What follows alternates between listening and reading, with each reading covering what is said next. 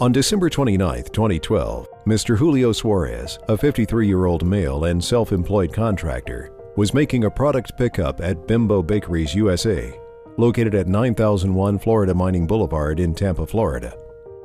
Julio had made frequent pickups at the facility as this was the bakery and warehouse for the products he delivered to his many clients. On December 29th, I got to the depot, Bimbo, about almost 3 o'clock in the morning. I hooked up my trailer to my pickup truck, packed it up to the door, and I started unloading the empty trays from the day before. He was pushing his empty tray carts into the facility. As Julio turned around and was walking back to the loading dock area, he slipped on the interior floor next to the doorway. The surface had turned black due to the dirt, mold buildup, and humidity. Sometimes the walls and the floors turn like a black color, and you can see black, real darker spots than other ones, and it gets slippery in there. My right foot slipped and it went under me, and I started sliding, and I put my hand out, and when I put my hand out, my elbow never touched the ground, but I kept sliding, and looked like it pushed everything back, and that's when I broke my elbow and messed up my shoulder. Ken Watts, that was loading right next to me on the right-hand side, came in, and Colby Hastings, that was on the left side loading, came in and tried to help me out. But I didn't want him to touch me and all that, so I tried to roll over and get on my knees to try to get up, because I didn't want him to touch my arm, because I knew something happened, bad. He felt an immediate pop, which was followed by excruciating pain in his left elbow. Julio Suarez was transported by ambulance to Florida Hospital in Carrollwood, where he was treated and stabilized. His elbow was immobilized in a sling, and he was given prescription for pain. Julio was then discharged with instructions to return for follow-up and see another physician for CT scans after swelling subsides. On January 10, 2013, Julio Suarez was referred to Florida Orthopedic Institute to be treated by Dr. Mark Miguel, MD. A complete physical exam was given along with radiographic study showing 2 views of the elbow. The diagnostic impression given at this time was that the left elbow had terrible triad injury, which consists of comminuted radial head fracture, coronoid fracture, and ligamentous injury. Dr. Mark Miguel discusses with Julio the plan of action. Due to the severe nature of this injury and possible poor outcomes, surgical intervention was recommended for this injury, and Julio Suarez was scheduled for surgery at Florida Hospital, Carrollwood. The plan was for radial head replacement, to open reduction tunnel fixation at the coronoid fracture, and repair versus reconstruction of his lateral ligaments. On January 14, 2013, operative report indicates fracture and dislocation to the left elbow and torn lateral collateral ligament acutely to left elbow. The surgical procedure was performed by Dr. Mark Miguel, assisted by Dr. Ionis Papu, MD. The upper left extremity was elevated, extenuated, and tourniquet was inflated, and the procedure was begun. The elbow was noted grossly unstable. The patient had a type 1 coronoid fracture. The decision was made to perform a suture lasso technique with an anchor placed in the bed of the coronoid. Progress follow-up after surgery was scheduled January 24, 2013, and performed by Dr. Mark Miguel, MD. Upon examination, the wound was healing and sutures were removed.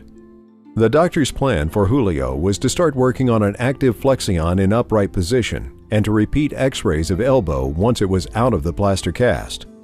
The doctor also recommended therapy. And I've been going to therapy twice a week since then.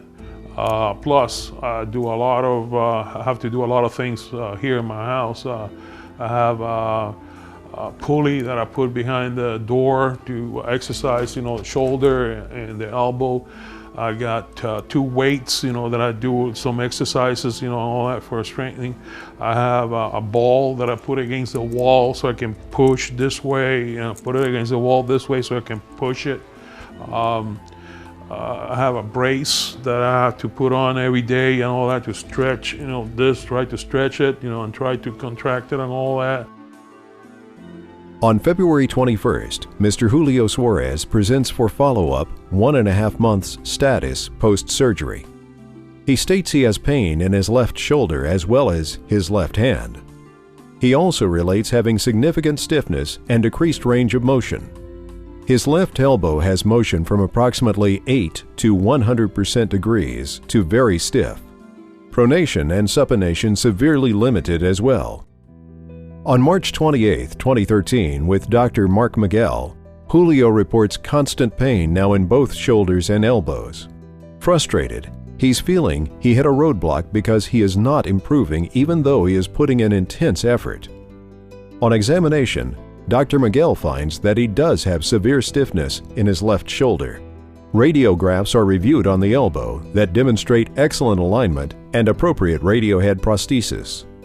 At this point, the doctors recommend a cortisone injection in addition to a static progressive bracing and continuation of his physical therapy program. On May 23, 2013, Julio Suarez returns to Dr. Mark Miguel. The doctor's plan was to give him an intra-articular corticosteroid injection into his left elbow for pain and to help improve his motion. He verbally reinforced to Julio that these are very bad injuries and it could take a long time to recover. On December 3, 2013, Dr. Miguel administered a second injection into the left shoulder and advised Mr. Suarez to follow up in 2 months for a repeat evaluation. On February 25, 2014, Mr. Suarez was administered a third injection and advised to continue working on a home-based exercise program. On the next follow-up visit on April 8, 2014, Julio Suarez reported that he had been very diligent with his at-home exercises and feels he's not making any significant progress. Dr. Miguel also advised Mr. Suarez that surgical intervention in the form of an open capsular release may be a treatment option in the future. However, Mr. Suarez should continue conservative treatment on an as-need basis. On the day of the accident, Julio Suarez was a self-employed contractor making a bread pickup at Bimbo Bakeries USA. At the time of the accident, there were no caution signs warning individuals of the hazardous floors. Ron Fisher, a supervisor at Bimbo Bakeries, and 2 additional Bimbo subcontractors, Colby Hastings and Ken Watts, confirmed that the floor had turned black and that the floors were very slippery at the time of his fall. In fact, it was not until after Julio's fall that Bimbo Bakeries USA installed non-skid flooring right at the exact location of his fall. A store operator in Florida has 2 duties. 1, the duty to maintain a reasonably safe premises for its invitees, and 2, the duty to disclose concealed perils they know or should know exist. In this accident, Bimbo Bakeries USA breached both duties by allowing a latent hazard to exist in a high-traffic area of their premises and not a place where an invitee would expect a moldy floor, and by failing to alert its invitees of this danger. As such, Bimbo Bakeries USA Incorporated bears clear liability and is responsible for Julio Suarez's injuries. Julio Suarez continues to work each day with permanent, persistent pain and discomfort from his injuries, including documented evidence of left elbow pain that resulted in surgical intervention. Well, here we are in June of 2014. I'm working, but I don't have a lot of movement. There's still a lot of problems, like, when you're taking a shower and things like that, reaching behind, because I can't reach. I can't turn my hand completely. That's as far out as it'll go. That's as far in as it'll go. It's not gonna get any better. That's what the doctor says. It's not gonna get any better at all. I have to live with it for the rest of my life. Every doctor that I've been, it's been, financial struggle, because, the first doctor was like $350 for the first visit, $300 or something, $150 for the second visit. Paying, therapy every time I go there, anywhere between $65, $70, every time I go there. Since I own my own business and all that, it's a small business, I have to get somebody to run my route. I was paying him, $750 a week to run my route. I was paying him $50 to go on Wednesday to my store, so that's $800 I was paying him. I was paying somebody else $75 on the weekends to go, help, merchandise the store, since it's public supermarkets and all the supermarkets are open 7 days. We got to give it service 7 days, regardless whether it's me or somebody else got to be there. Mr. Suarez has suffered and shall continue to suffer in the future. He has been permanently injured, has outstanding medical bills, and will require future treatment. These injuries, impairments, and restrictions will affect the employability and quality of life for his future.